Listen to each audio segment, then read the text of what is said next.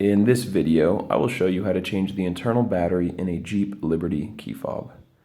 This key was used between 2005 and 2012 and takes one CR2032 battery. It's really easy to change the battery yourself at home. All you will need is one of these batteries, which you can get online. I have left a link down in the description to pick one up on Amazon for just a couple bucks.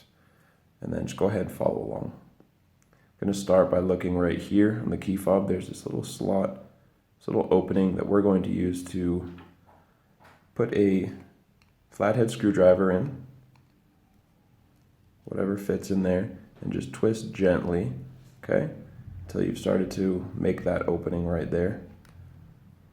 I'm just going to work down, twisting through the seam until it feels loose to me.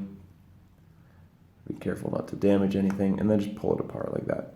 Set this to the side. Battery's under here, so we're just going to carefully remove this rubber component with the circuit board in there. Set that to the side. Now we just can get under the battery and lift gently, and it will become freed like that. Take a CR2032, a new battery, and make sure this positive side goes face down, just like it was before, and just click it back into place. Super easy.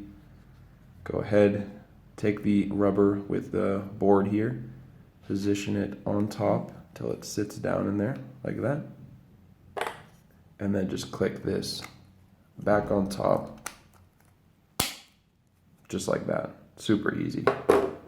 If you found this video helpful, feel free to leave a comment or a like, and for more information on changing internal batteries for your key fob of any make or model, visit fobbattery.com. Thank you for watching.